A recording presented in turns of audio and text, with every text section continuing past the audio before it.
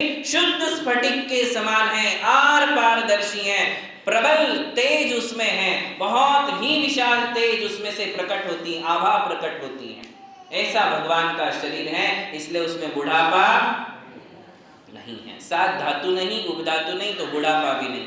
फिर भगवान कभी जन्म नहीं लेंगे, इसलिए उनको जन्म नाम का दोष नहीं। उसके पहले बीमारी, जन्म के पहले है बीमारी। भगवान को किसी प्रकार की बीमारी नहीं है, ना उन्हें खुजली आती है, ना उनको स्किन ही नहीं है, तो स्किन डिसीज कहां से होगी? हड्डी नहीं तो हड्डी की बीमारी कहां से होगी? खून ही नहीं है तो ब्लड प्रेशर कहां से होगा? उसमें चर्बी ही नहीं है तो कोलेस्ट्रॉल कहां से बढ़ेगा? और ये नहीं है तो शुगर कहां से बढ़ेगी? ये सारी चीजें है ही नहीं। हार्ट भी तो इन्हीं सारे तत्वों से बना है। वैसा हमारे जैसा हार्ट भी उनको नहीं है तो हार्ट अटैक कहां से आएगा? अरे शरीर को बीमारी फैलाने वाली एक भी तत्व उनके शरीर में नहीं है, जिनके कारण बीमारियां फैलती हैं, तो उनको बीमारी हो ही नहीं सकती है। इसलिए चौथा दोष कौन सा नहीं है? उन्हें बीमारी नहीं। हमारे भगवान का स्वरूप है। जब भगवान के सामने दर्शन करते हो तो ये सारे पॉइंट्स याद किया करो। कभी बाहर का रूप देखा करो, बाहर का स्वरूप याद किया करो। दूसरे दिन दर्शन करते हो तो अंदर का स्वरूप, उनके अंदर के स्वरूप का चिंतन किया करो। अब आपके लिए 2 मिनट से 4 मिनट भी लग सकते हैं दर्शन में, यदि ऐसे स्वरूप का चिंतन करोगे। ओहो, कैसी भगवान की छवि है, कैसा उनका अंतरंग रूप है, कैसा उनका बहिरंग रूप है, कैसा उनका शरीर है, कैसे उनके गुण हैं। ये सारी बातों का चिंतन कब करना चाहिए? भगवान का दर्शन करते समय। इसलिए तो आपको पढ़ा रहे हैं। तो ये चौथा दोष नहीं है। और पांचवा दोष नहीं है कि उनका अभी जन्म नहीं होगा। अब वो कभी किसी माता की कोख में नहीं जाएंगे। कौन? भगवान। अब भगवान कभी जन्म नहीं लेंगे। आपको बताया था कि ईश्वर अवतारवाद हम नहीं मानते हैं। ईश्वर एक बार बन गए, अब वो वापस लौट करके किसी माँ की कोख में जन्म नहीं लेते हैं। इसलिए उनको जन्म नाम का दोष भी नहीं है। और फिर कहते हैं मरण भी नहीं, भगवान का कभी मरण नहीं होता। वो तो अमर हो गए। कैसे हो गए? अमर। अभी वो कभी नहीं मरेंगे। मरण किसे कहते हैं? मरण किसे कहते हैं? जिसके कारण पुनः जन्म लेना पड़ता है, उसे मरण कहते हैं। मरण है तो फिर जन्म भी है, और भगवान का जन्म ही नहीं है तो मरण कहां से हो सकता है? तो उनका जन्म भी नहीं है और मरण भी नहीं है। महावीर भगवान की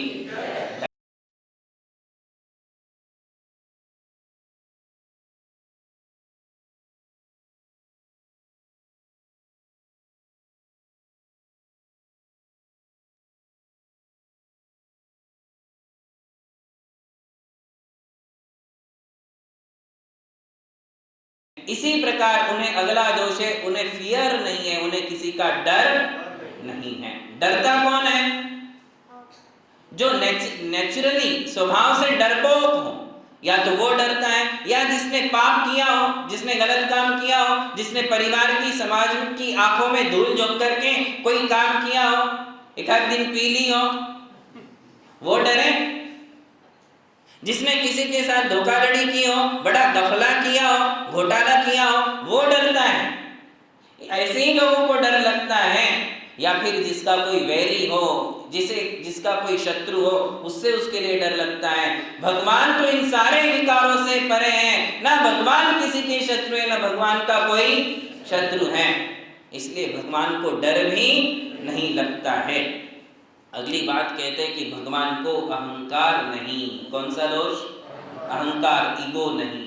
देखिए, सोचिए, आप एक बात का विचार करिए। ये बहुत ही विचारणीय विषय है कि संसार में सबसे सुंदर कौन है? भगवान है। क्यों सुंदर है?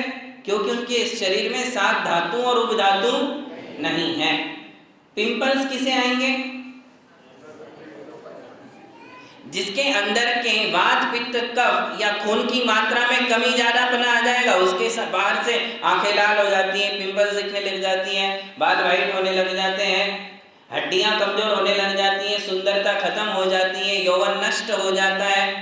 भगवान के शरीर में कोई भी गलत तत्व ही नहीं है, कोई सात धातु उपधातु नहीं है और इनमें गड़बड़ नहीं होती है, इसलिए भगवान का सौंदर्य ना कभी घटता है ना बढ़ता है। वो इतना अनंत है कि अब उसमें बढ़ने की भी कोई चांस नहीं और घटने के चांस तो है ही नहीं। इस संसार में भगवान से सुंदर कोई नहीं है, किंतु उनको अहंकार थोड़ा भी नहीं। और आप थोड़े से क्या अच्छे दिखते हो, देखो मेरे में और भगवान में क्या अंतर है। कुंद कुंद आचार्य प्रवचन सारजी में लिखते हैं कि जो जानदी अरहंतम दवत्थ गुणत्थ पज्जयत्थिम सो जानदी अप्पाणम मोहो खलु जादि तस्सलयम। बोले कौन अपने मोह को नष्ट कर सकता है, कौन अपनी इच्छाओं पर मोह पर विजय प्राप्त कर सकता है। बोले जो प्रतिदिन अरिहंत भगवान का चिंतन करता है, अरिहंत भगवान के द्रव्य का, उनके पर्याय का, उनके गुणों का जो चिंतन करता है और फिर अपने साथ उनको टैली करता है, तब उसको शर्म आती है, तब उसको लाज आती है, तब उसको फील होता है कि अरे कहाँ भगवान है और कहाँ मैं क्षुद्र हूँ, किंतु मुझे अहम कितना है, मुझे अहंकार कितना है। देखिए भगवान को कितना ज्ञान है, अनंत ज्ञान है, केवल ज्ञान है, किंतु अहंकार शून्य है। भगवान के पास संपत्ति कितनी है, जायदाद कितनी है, प्रॉपर्टी, अंतरंग लक्ष्मी देखो तो अनंत है, कितनी है, अनंत लक्ष्मी है अंदर से, अनंत ज्ञान दर्शन सुख और वीर्य। परसों बताया था ना, जीर्ण गुण संपत्ति हो मध्यम, वही उनकी संपत्ति है। वो अनंत ज्ञान दर्शन सुख और शक्ति के भंडार हैं, अनंत शांति के भंडार हैं, अनंत ऊर्जा के भंडार हैं, यही तो उनकी प्रॉपर्टी है। और बाहर से देखो तो समव शरण, इस दुनिया में किसी का घर, किसी का महल, किसी का फ्लैट ऐसा नहीं हो सकता है। संसार की सबसे सुंदर और महंगी वास्तु यदि कोई है तो वो समव शरण है। क्या है? सबसे महंगी वास्तु और सबसे सुंदर वास्तु यदि कोई है तो वो कौन सी है? समव शरण, जो भगवान का लगता है। वैसा किसी का घर इस संसार में नहीं हो सकता है। इंद्र स्वयं उस समव शरण की रचना करते हैं, किंतु उस समव शरण से सुंदर इंद्रों के विमान भी नहीं होते हैं। समव शरण इतना सुंदर है, 9 निधियां हैं, 14 रत्न हैं, वहां मिट्टी का तो काम ही नहीं है। जो समव शरण बनता है वो रत्नों का, सोने का, चांदी का, स्फटिक का बनता है। इतनी संपत्ति होने के बाद भी अहंकार किसके कारण समव शरण है? यदि भगवान को माइनस कर दो तो क्या वो समव शरण रहेगा? तो समव शरण किसका है?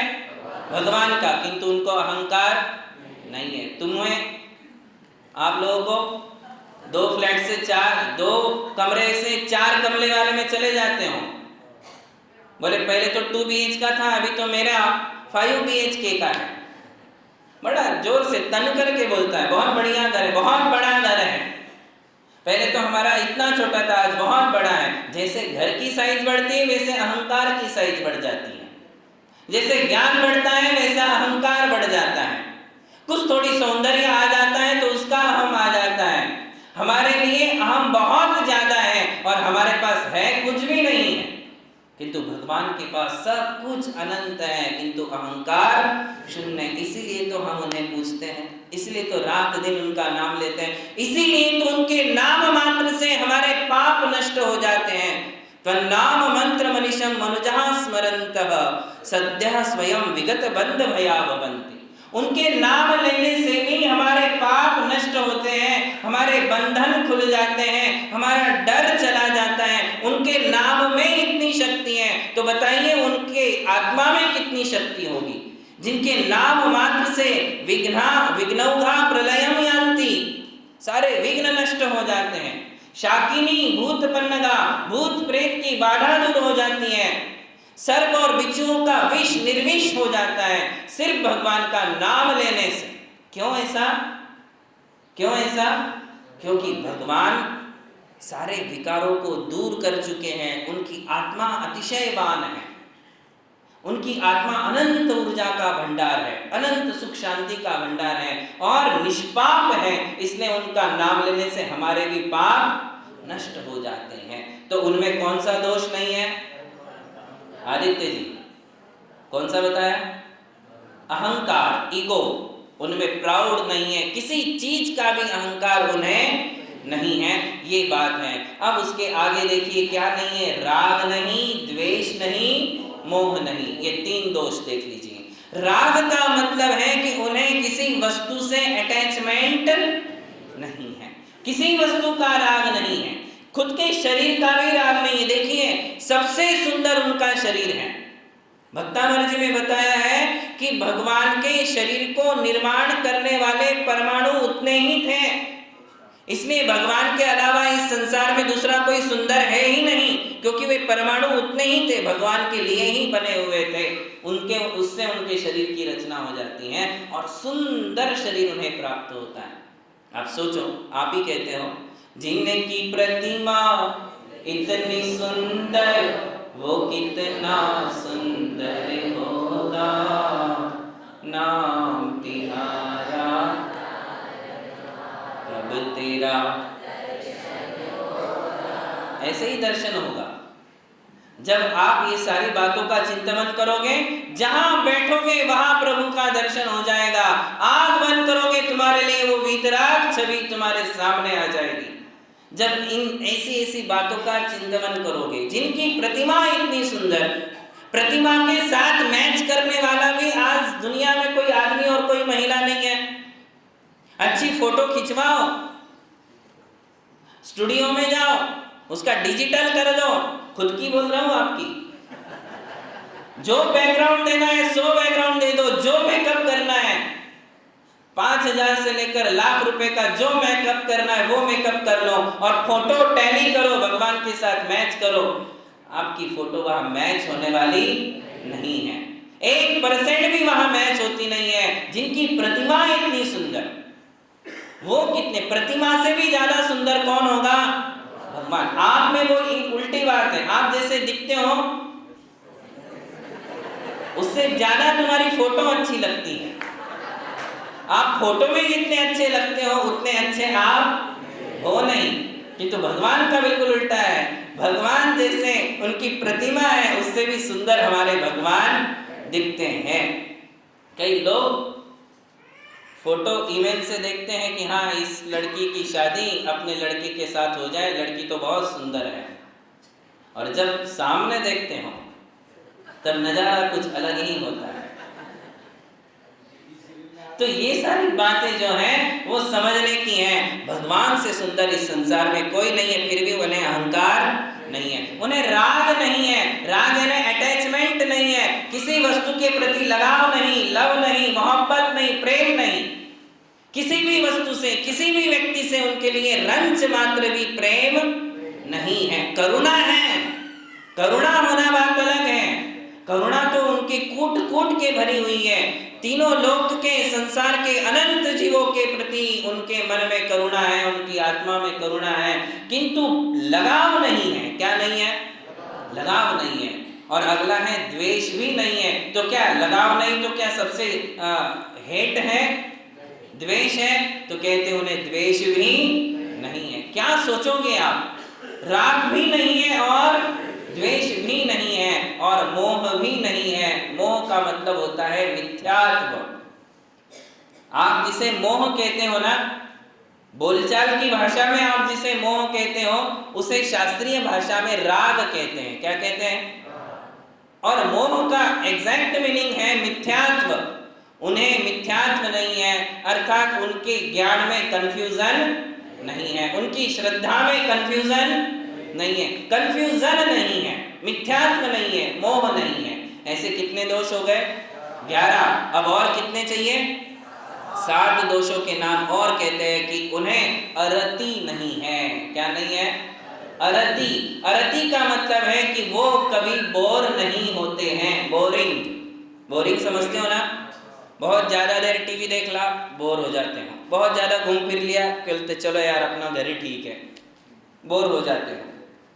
आपका किसी भी काम में ज्यादा देर मन नहीं टिकता है, इसे कहते हैं बोरिंग, इसे कहते हैं अरति। और भगवान कभी बोर नहीं होते, वो अलग अलग काम नहीं करते हैं, वो एक ही मुद्रा में बैठे हैं। कौन सी मुद्रा में? या तो पद्मासन या तो खड्गासन। उनकी मुद्रा में कोई चेंजेस नहीं है, फिर भी उसमें हजारों वर्ष निकाल देते हैं, लाखों वर्ष निकाल देते हैं, और सिद्ध भगवान तो एक बार सिद्धालय में विराजमान हो गए, अब अनंत काल वहीं विराजमान रहते हैं, किंतु फिर भी उन्हें बोरिंग नहीं है। क्यों नहीं है? क्यों नहीं है बोरिंग? क्यों होगी उन्हें बोरिंग? क्योंकि उन्होंने मोहनीय कर्म को नष्ट कर दिया है। जीत लिया नहीं, नष्ट ही कर दिया है। मोह नहीं है, इसलिए उनका मन एक, और मन जो है, मन और आत्मा अब एक हो गई। जो उनका भाव मन था और आत्मा थी, अब वो एक हो गई, अब दो नहीं रहे, केवल आत्मा है। अनंत ज्ञान है, केवल ज्ञान के द्वारा सारा संसार देख रहे हैं। अब आप बोलो कि जब सारा संसार एक जगह बैठे बैठे देख रहे तो बोर काहे को होंगे? वो तो यही टीवी देखते रहेंगे। अरे उनको देखने की इच्छा नहीं है। आईने के सामने कोई वस्तु ले जाओगे तो आईने में उसका प्रतिबिंब पड़ेगा ही पड़ेगा। जब आप जाओगे आईने के सामने तो आईने में आपकी प्रतिकृति, आपका प्रतिबिंब पड़ने ही वाला है। बस भगवान का ज्ञान आईने के समान है। हम रोज मंगलाचरण में कहते हैं कि नमः श्री वर्धमानाय निर्धूत कलिलात्मने सालोकानां त्रिलोकानां यद विद्या दर्पणायते। दर्पण यानी आईने के समान उनका ज्ञान है, और वो ज्ञान आईने के समान होने से सारा संसार उसमें झलकता है, उन्हें दिखता है, वो देख रहे, जान रहे, किंतु राग द्वेष उनको बिल्कुल भी नहीं है, और बोरिंग भी उन्हें नहीं है। आई बात समझ में? अब आगे कहते हैं कि निद्रा, वो नींद नहीं लेते, भगवान कभी सोते नहीं है।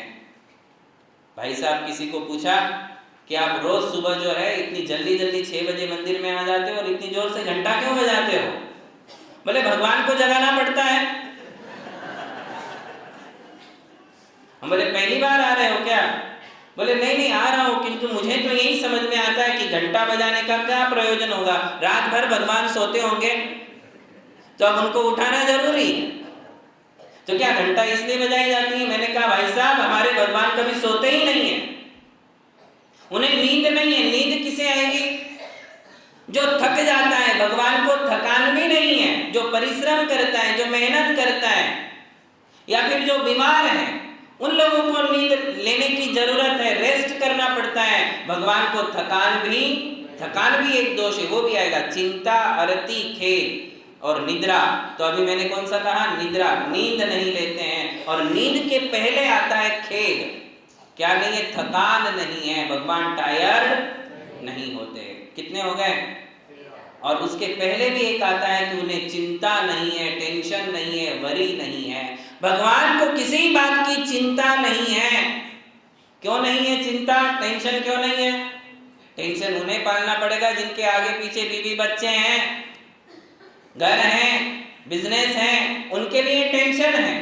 किंतु भगवान तो कर्मों से भी रहित है, उनका कोई परिवार ही नहीं है, तो चिंता किस बात की? ना उन्हें कुछ चाहिए, ना उनका कोई लूट सकता है। उनका खजाना अनंत है, किंतु कोई भी उसको लूटने वाला नहीं है, तो उनको चिंता किसी बात की नहीं होती है। भगवान को चिंता नहीं, अरति नहीं, खेद यानी टायर्ड, उन्हें थकावट नहीं आती है। और अरति, खेद, और उसके बाद है निद्रा, कि उन्हें नींद भी नहीं लेनी पड़ती। फिर कहते हैं कि विस्मय, आश्चर्य नहीं है, सरप्राइज। भगवान कभी सरप्राइज नहीं होते हैं। क्यों नहीं होते? आश्चर्य किसे होता है? जिसे कोई नई चीज सुनने में आ जाए, नई वस्तु देखने में आ जाए, नई वस्तु खाने में आ जाए, तब आप कहते हो कि अरे ये तो टेस्ट बड़ा ही जोरदार है, आज तक तो लिया ही नहीं था। उसमें आपको सरप्राइज होता है। कोई नई चीज, कोई नया फोटो, कोई नई पोस्टर, कोई नया नाम आपको देखने में आ जाए तो फिर आपको सरप्राइज होता है। कोई नए महाराज आ जाए तो फिर सरप्राइज होता है, ये तो इनको तो देखा ही नहीं अपन ने, इनको तो देखा भी नहीं था, सुना भी नहीं था, तो आपको आश्चर्य होने लग जाता है। कोई भी नई वस्तु सुनने में, नया गाना सुनने में आ जाएगा तो आपको आश्चर्य होगा। तो भगवान को आश्चर्य नहीं है, क्योंकि उन्हें कोई भी चीज नई नहीं है, कोई भी चीज उनके लिए नई नहीं है। वो सब कुछ केवल ज्ञान से जान रहे हैं, सब कुछ केवल ज्ञान से देख रहे हैं। उन्हें तो पास्ट फ्यूचर सब कुछ दिख रहा है, तो उनके ज्ञान में जब सब कुछ दिख रहा है, सब कुछ उन्हें पता है, तो फिर उन्हें आश्चर्य किस बात का होगा? इसलिए उनको आश्चर्य भी नहीं है। इसी प्रकार कहते हैं कि उन्हें दुख नहीं है। क्या नहीं है? दुख। भगवान को किस बात का दुख होगा? क्योंकि उन्हें अनंत सुख है। दुखों के कारण भगवान के पास है ही नहीं। दुखों का कारण है मोह, दुखों का कारण है लगाव, दुखों का कारण है किसी से प्रेम, किसी से हमारा जो जुड़ाव है उसके कारण तो हमें दुख होता है। जिस वस्तु से तुम्हारा जुड़ाव हो गया, जिस व्यक्ति से तुम्हारा जुड़ाव हो गया, वो वस्तु या वो व्यक्ति यदि तुमसे दूर जाएगा तो तुम दुखी हो जाओगे। घर से तुम्हारा संबंध है, संपत्ति से तुम्हारा संबंध है, लगाव है। क्या है? परिवार से तुम्हारा लगाव है, अपनी पत्नी से या पति से या बच्चों से तुम्हारा लगाव है, माँ बाप से तुम्हारा लगाव है। यदि इन वस्तुओं में, इन व्यक्तियों में कोई खराबी आ जाएगी, चोरी हो जाएगी, अपहरण हो जाएगा, नष्ट हो जाएगी, कोई मर जाएगा, तो तुम सदा दुखी रहते हो। शरीर से तुम्हारा लगाव है, इसलिए शरीर में यदि बीमारी हो गई तो तुम्हारे लिए दुख होता है। भगवान के लिए इन सारे दुखों के कारण है ही नहीं। एक दिन तुम्हारे लिए यदि तुम्हारे फ्रेंड का मैसेज नहीं आता तो तुम दुखी हो जाते हो। सुबह गुड मॉर्निंग नहीं हुई, गुड नाइट का मैसेज नहीं आया तो दुखी, आज क्यों नहीं आया, क्यों नहीं आया। तुम गुड नाइट मैसेज के लिए जागते रहते हो कि आएगा, अभी आएगा, अभी आएगा। फिर गुड मॉर्निंग तुम तब तक नहीं उठते हो जब तक गुड मॉर्निंग का मैसेज या मिस कॉल नहीं आ जाता है। तो तुम्हारे ये दुखों का कारण है। जिस व्यक्ति से जब तक तुम्हारा नाता नहीं, मन का लगाव नहीं, तब तक तो तुम फ्री रहते हो, तुम्हें कुछ नहीं लगता है। और जब तुम्हारा नाता बन जाता है तो फिर उसके सुख तुम्हारे सुख, उसके दुख तुम्हारे दुख। ये तुम्हारे दुखों की परिभाषा है, क्योंकि तुम्हें संसार में बहुत ज्यादा लगाव है। हर वस्तु से, हर व्यक्ति से तुम्हारा लगाव बन जाता है। जितना ज्यादा लगाव उतना ही ज्यादा दुख होगा, जितना ज्यादा लगाव उतनी ही ज्यादा चिंता होगी। और भगवान के लिए 1% भी लगाव इस संसार से नहीं है, इसलिए ना उन्हें चिंता है, ना उन्हें किसी बात का दुख है। तो कितने हो गए?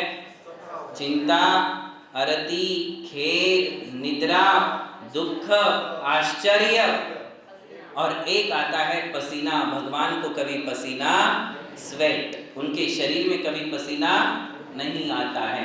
पसीना भी किसको आता है? शरीर के अंदर यदि ये 7 धातु वगैरह है तो उसको पसीना आएगा। या बहुत ज्यादा थक गया है, परिश्रम किया है, मेहनत की है तो पसीना आएगा। या किसी ने आपको कुछ काम करते, गलत काम करते देख लिया, तुम पकड़ में आ गए तो फिर पसीने से तरबतर हो जाते हैं। है कि नहीं बात सही? जब तुम बहुत ज्यादा डर जाते हो, अचानक से कोई तुम्हारे सामने आ जाता है जो नहीं आना चाहिए था, और वो जब सामने आता है तो तुम पसीने से भर जाते हो। तो ये पसीना, इस कारण से भगवान को पसीना भी नहीं आता। इसलिए कितने दोष नहीं है? 18 दोष भगवान में नहीं है। अब आप सोचिए कि अंदर से पहले ये 18 दोष नष्ट हुए, ये 18 दोष नष्ट होने के कारण अब बाहर से आप उनको देखिए कि उनके तन पे कपड़े क्यों नहीं है? क्योंकि उनको राग नहीं है, द्वेष नहीं है, मोह नहीं है, वासना नहीं है। कपड़े किसे पहनना पड़ता है? सबसे पहले किसे पहनना पड़ता है? जिसके दिल में, जिसके मन में वासना है, काम वासना है, वो अपने विकारों को ढकने के लिए कपड़ा पहनते हैं। भगवान के चित्त में किसी प्रकार का विकार नहीं है। या फिर जिसे मोह है, बहुत ज्यादा राग है कि ऐसे कपड़े, वैसे कपड़े, वैसे कपड़े, कपड़े पहनने का शौक ज्यादा है, वो लोग कपड़े पहनते। भगवान को कपड़े की आवश्यकता नहीं है। बिना कपड़े के ही वो संसार में सबसे सुंदर है। इसी प्रकार भगवान को अलंकार भी नहीं है। इसी प्रकार भगवान के पास अस्त्र शस्त्र भी नहीं है। क्यों नहीं है? कोई शस्त्र भगवान के पास क्यों नहीं है? क्योंकि भगवान को किसी का डर नहीं है, और भगवान को किसी का द्वेष भी, जिसके लिए किसी का द्वेष हो या डर हो वो आदमी अस्त्र शस्त्र रखेगा। जिसको डर ही नहीं है वो अस्त्र शस्त्र क्यों रखेगा? क्या हमारे मुनि महाराज रखते हैं अस्त्र शस्त्र? रखे हैं क्या? जब मुनियों के पास भी अस्त्र शस्त्र नहीं है, वेपन्स नहीं है, तो क्या भगवान वेपन्स रखेंगे? क्यों नहीं रखते मुनि महाराज भी?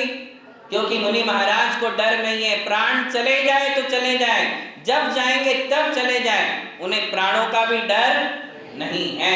प्राण चले गए तो चले गए, मैं तो संन्यासमय जीवन जी रहा हूं, जब भी मरूंगा समाधि मरण से ही मरूंगा। इसलिए उनको कोई डर नहीं है कि यहाँ मुंबई से मैं विहार करूंगा, मुंबई में तो सब आ रहे हैं, देख रहे, बैठ रहे, सेवा कर रहे हैं, मुंबई से बाहर जाऊंगा, मेरे पास कोई नहीं होगा। कमंडल में एक पिस्तौल रख लेते हैं। ऐसा हमारे मुनिराज सोचते क्या? अकेले भी हैं तो भी उन्हें किसी प्रकार का डर क्यों? क्योंकि उनका किसी के प्रति वैर नहीं है, उनका किसी से द्वेष नहीं है, ना उनको किसे मारना है, ना किसी से अपनी रक्षा करना है। उपसर्ग करेंगे, मार देंगे, चाटा मारेंगे, जान ले लेंगे, मेरा संयम तो नहीं लेंगे, मेरी साधना और तपस्या तो नहीं लेंगे, मेरी साधना का हरण कोई नहीं कर सकता है, शरीर का हरण कर सकते हैं। इसलिए हमारे परमेष्ठी, हमारे गुरु, हमारे भगवान अपने साथ किसी प्रकार का वेपन्स नहीं रखते हैं, अस्त्र शस्त्र नहीं रखते। और चौथी बात, लेडीज भी नहीं दिखती हैं। क्यों रहेगी भाई लेडीज? क्योंकि उनके मन में काम विकार नहीं है, राग नहीं है, मोह नहीं है, इसलिए लेडीज भी उनके साथ नहीं है। और इतनी सुंदर वीतराग छवि क्यों दिखती है बाहर से? नासाग्र दृष्टि, पद्मासन में, खड़गासन में अत्यंत शांत, निर्विकार, प्रसन्न मुद्रा क्यों दिख रही है? क्योंकि अंदर से ये सारे जितनी भी हलचल है वो अंदर होती हैं, वो सारी हलचल बंद हो गई, वो अचल हो गए। कैसे हो गए? क्यों? क्योंकि उनके मन में किसी प्रकार का विकार नहीं रहा। इसलिए हमारे भगवान सबसे शुद्ध हैं। इस प्रकार 18 दोषों का नहीं होना ही भगवत्ता का प्रतीक है। इसके अलावा संसार में कोई भगवान हो ही नहीं सकता है।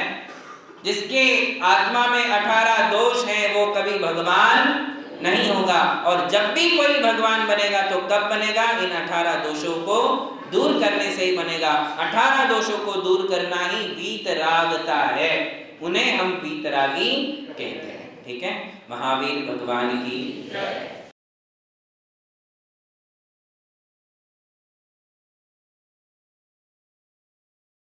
अनंत चतुष्टय के धनी तुम ही हो सिरताज, मुक्ति बंधु के कंठ हो तीन भुवन के राज।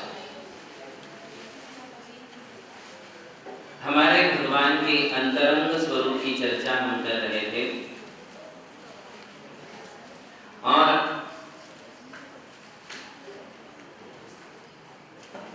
पिछले दिनों में हमने इस विषय में चर्चा की थी कि हमारे भगवान 18 दोषों से रहित होते हैं। 18 दोषों से रहित होना ही उनका स्वरूप है, उनका लक्षण, आप्त का लक्षण, भगवान का लक्षण एक ही है कि वे 18 दोषों से रहित होने ही चाहिए। यदि ऐसा नहीं है तो वे भगवान नहीं हो सकते, न भूतो न भविष्यति। यदि ऐसा नहीं है तो वो किसी भी काल में भगवान नहीं हो सकता है। भगवान है तो 18 दोषों से रहित हो।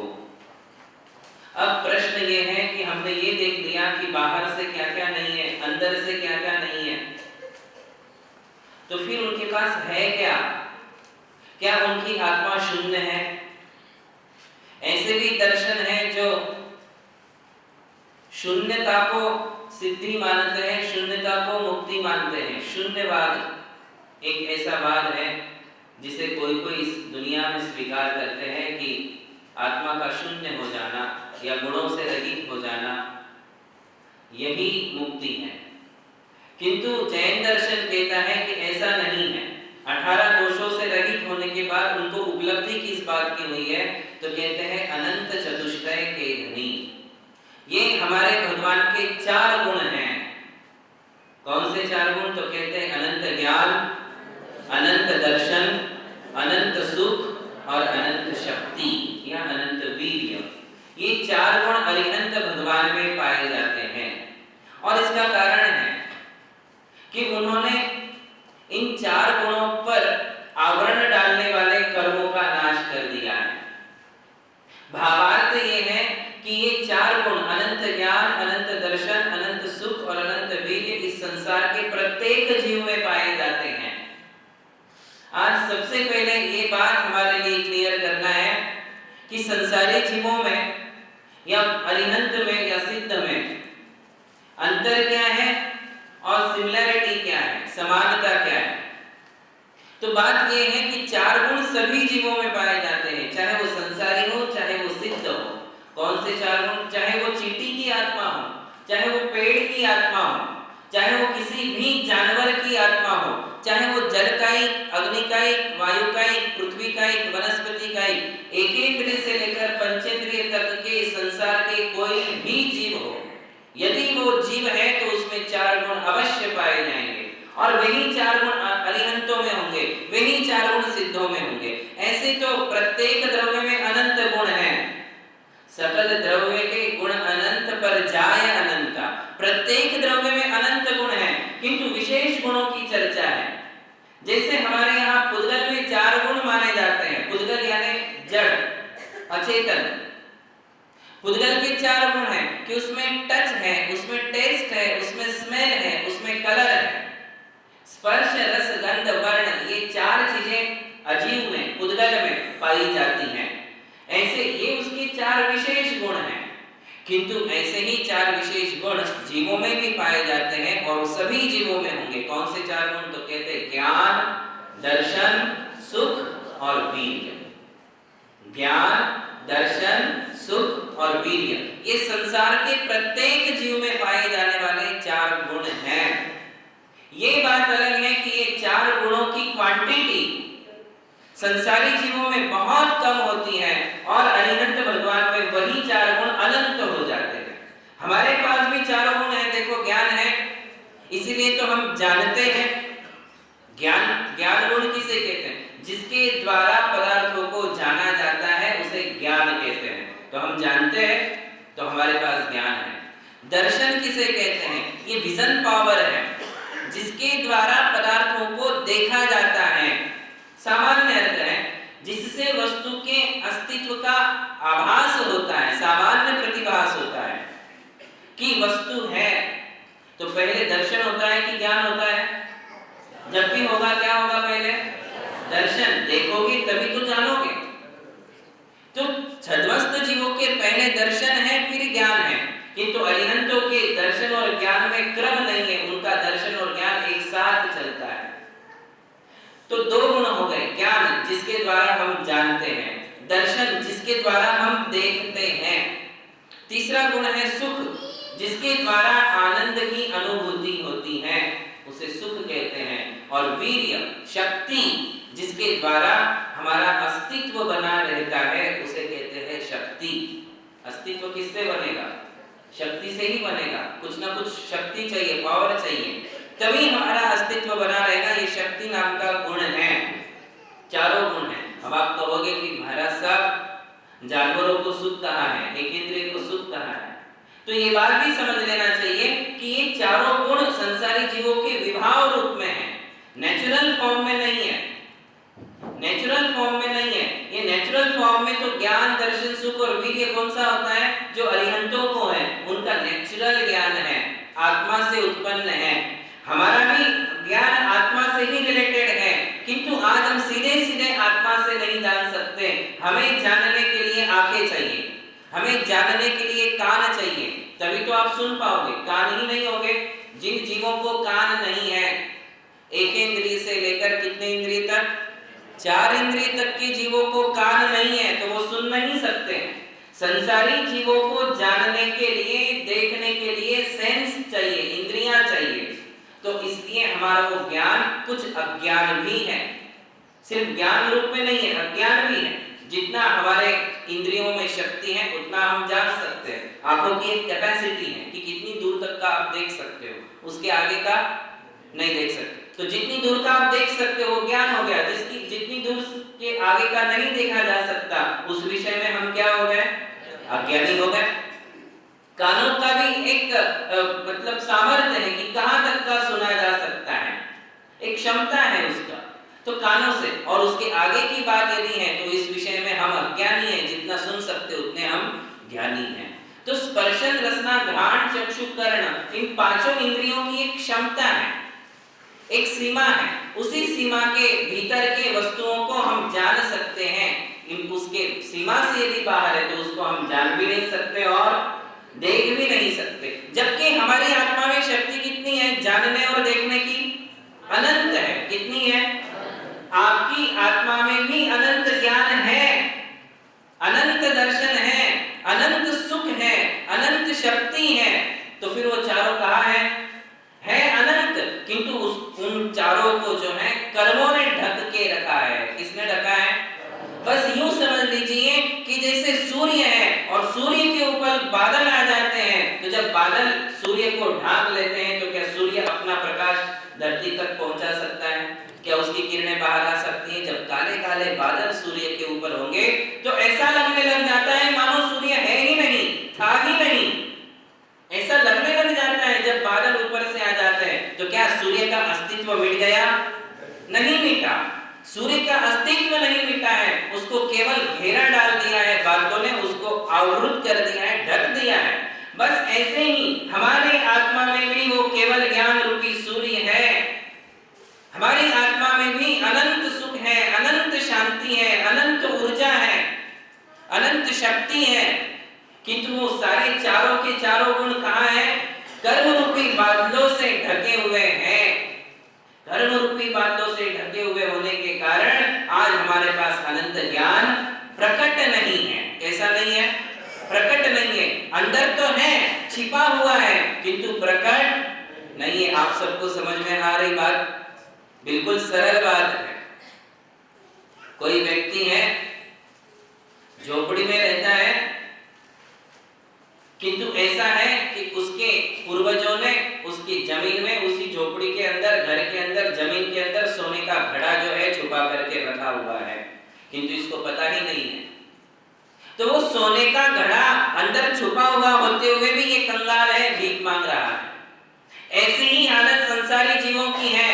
हम भी अनंत चतुष्टय के धनी हैं, अनंत चतुष्टय हमारा साम्राज्य है, हमारी संपत्ति है, किंतु हम उससे बेखबर हैं। बेखबर होने के कारण आज हम पर पदार्थों से सुख की अपेक्षा करते हैं, दूसरों से सुखों की अपेक्षा करते हैं। हम भी एक प्रकार से भीख ही मांग रहे हैं। आज हम सारे संसार में भटक रहे हैं, सुख की आशा लेकर के, तृप्ति संतुष्टि की आशा लेकर करके हम हर जगह जाते हैं, पंचेंद्रिय विषयों से भोग उपभोग करते हैं, किंतु वहां से सुख मिलने वाला नहीं है, बाहर से सुख मिलने वाला नहीं है। क्यों नहीं मिलेगा? आप थोड़ा सा ध्यान दीजिए कि हमने दो तत्व आपको बताए, एक जीव तत्व आत्मा और एक है अजीव तत्व पुद्गल। पुद्गल के कौन से चार गुण बताए? स्पर्श, रस, गंध और वर्ण। और आत्मा के कौन से चार गुण बताए? ज्ञान, दर्शन, सुख और वीर्य। ये चार गुण बताए। अब आप बताइए कि आपके सामने जो थाली रखी है खाने पीने की, जिसमें सब कुछ मिष्टान्न रखे हुए हैं, वो कौन सा द्रव्य है? जीव द्रव्य है कि पुद्गल द्रव्य है? जिसमें कलर है, जिसमें कुछ स्मेल है, वो पुद्गल। तो ये चार जो हमारे सामने थाली रखी हुई है, उसमें जो भोजन है वो हमारी रसना इंद्रिय का विषय है, और इंद्रिय जो है वो भी पुद्गल है और उसका विषय भी पुद्गल है। आप बताओ पुद्गल में सुख नाम का गुण है क्या? देखो ये जैनों की फिलॉसफी है, बहुत जल्दी समझ जाओगे कि जैनिज्म जो ये मानता है कि बाहर से सुख मिलने वाला नहीं है, इसको आप थोड़ा सा सैद्धांतिक दृष्टिकोण से समझने का प्रयास कीजिए कि पुद्गल में चार गुण है, स्पर्श है, रस है, गंध है, वर्ण है। सुख नाम का गुण तो है ही नहीं। जब उसमें सुख नाम का गुण ही नहीं है तो वो तुम्हें सुख देगा कहां से? पर पदार्थों में, जड़ पदार्थों में, पुद्गल द्रव्य में सुख नाम का गुण है ही नहीं, तो वो हमारे लिए सुख देगा कहां से? और हम पूरे जीवन भर सुख की आशा किससे लगाए हुए हैं? उन्हीं पुद्गल पदार्थों से सुख की आशा लगाए हुए हैं जिसके पास सुख शून्य है। सुख कहाँ है? अंदर है। और हम खोज कहाँ रहे हैं? बाहर खोज रहे हैं। इसी के लिए कहते हैं मूढ़ मान्यता, इसी के लिए कहते हैं मिथ्यात्व, कि हमारी मान्यता ही गलत है कि कोई मुझे सुख देगा, कोई पर पदार्थ मेरे लिए सुख दे देगा, और हम उनके लिए अपने सुख का निमित्त बना लेते हैं और उनका भोग उपभोग करते हैं, किंतु सुख शांति हमारे लिए है ही नहीं, तो मिलेगी कहां से? और जब नहीं मिलती है, अतृप्ति होती है, अतुष्टि होती है, तो फिर हमारे लिए दुख हो जाता है। वही सुख क्या बन जाता है? दुख। वही मैं आपको कह रहा हूं कि अरिहंत भगवान के पास चारों नेचुरल फॉर्म में है। दर्शन सुख वीर्य। उनका ज्ञान कभी अज्ञान नहीं होता है, उनका दर्शन कभी अदर्शन नहीं होता है, उनका सुख कभी दुख नहीं बनता है, उनकी शक्ति में कभी कमजोरी नहीं आती है। किंतु संसारी जीवों के पास ये चार गुण हैं, किंतु नेचुरल फॉर्म में नहीं है। हम कभी ज्ञानी हैं, कभी अज्ञानी हैं, हमारी विजन पावर कभी ज्यादा है, कभी कम है, हमारे सुख कभी सुख है तो कभी दुख है, दुख ज्यादा है, अशांति ज्यादा है, तृष्णा ज्यादा है, आकुलता ज्यादा है, और हमारे पास अनंत शक्ति भी नहीं है, वो भी छुपी हुई है। उसके कारण हम कमजोर हैं। कैसे हैं? कमजोर है। और सिद्धों का, अरिहंतों का सुख कैसा है? तो कहते हैं अन्य द्रव्यान अपेक्षम, उनके लिए दूसरे द्रव्य की अपेक्षा नहीं है। सुख भोगने के लिए किसी चीज को चखने की आवश्यकता नहीं है, सुख भोगने के लिए किसी स्त्री को पुरुष की आवश्यकता नहीं है, सुख भोगने के लिए किसी पुरुष को स्त्री की आवश्यकता नहीं है, सुख भोगने के लिए कुछ देखने की जरूरत नहीं है, सुख भोगने के लिए, सुख का अनुभव करने के लिए कुछ सुनने की आवश्यकता नहीं है। जितना देखोगे, जितना सुनोगे, जितना भोगोगे, उतनी आकुलता ही बनी रहेगी, दुख ही बना रहेगा। अरिहंत भगवान का सुख कैसा है? कहते अन्य द्रव्यान अपेक्षम, उन्हें किसी भी पदार्थ की आवश्यकता, आलंबन की आवश्यकता नहीं है, पर पदार्थों से निरपेक्ष उनका सुख है। अन्य द्रव्यान अपेक्षम निरुपम ममितम शाश्वतम सर्वकालम। कैसा ये सिद्ध भक्ति का श्लोक है, उसमें कहते हैं कि निरुपम है, संसार में किसी के पास ऐसा सुख नहीं है जो अरिहंतों के पास है। बाकी सब दुखी हो सकते हैं, अरिहंत भगवान कभी दुखी नहीं होते हैं। अमितम, कितना सुख है? बोले प्रमाण रहित है, अनंत है। और कैसा है? तो कहते हैं शाश्वतम, शाश्वत है। एक बार जो वो सुख प्राप्त कर लिया, एक बार अरिहंत बन गए, तो अब वो बाद में क्या बनेंगे? सिद्ध बन जाएंगे। अरिहंत के बाद सिद्ध अवस्था में भी उतना ही सुख है, सुख कभी घटता बढ़ता नहीं है, और अनंत काल तक वो उस सुख का अनुभव करते रहते हैं। वृद्धि ह्रास व्यपेतम, ना उसमें कुछ वृद्धि होती है, ना उसमें किसी प्रकार का ह्रास होता है। किसके? अरिहंत और सिद्धों के सुख में। और हमारे सुख में क्या है? कभी गड़बड़ चल रही है, कभी सुख ज्यादा है, कभी आनंद ज्यादा है, कभी हमारा दुख ज्यादा है, चिंताएं ज्यादा है, परेशानियां ज्यादा है, कभी हम हंसते हैं, कभी हम रोते हैं, कभी हम खिलते हैं, कभी मुरझा जाते हैं। संसारी जीवों के सुख में घटबड़ है, अरिहंत भगवान के सुख में घटबड़, चारों में घटबड़ नहीं है, न ज्ञान में, न दर्शन में, न सुख में, न वीर्य में। चारों उनके पास कितना है? अनंत है। कितना है? अनंत है। ज्ञान, दर्शन, सुख और वीर्य, चारों अरिहंत भगवान के पास अनंत है। और हमारी आत्मा में भी अनंत है, किंतु कैसा है? गड़ा हुआ सोने का घड़ा, जमीन में गड़ा हुआ सोने का घड़ा, जो हमें पता, यदि पता चल जाए तो आदमी क्या करे? सारी दुनिया को छोड़ के पहले उसको निकालने का पुरुषार्थ करेगा। किंतु यहाँ हमें पता है कि अनंत चतुष्ट मेरी आत्मा में भी है, किंतु पुरुषार्थ नहीं करते उसको खोद कर निकालने का। और उसका पुरुषार्थ करते हैं साधु। कौन करते हैं? साधु, आचार्य, उपाध्याय और साधु। क्या पुरुषार्थ कर रहे हैं भाई साहब? वही जो अरिहंतों ने पाया है, उसको पाने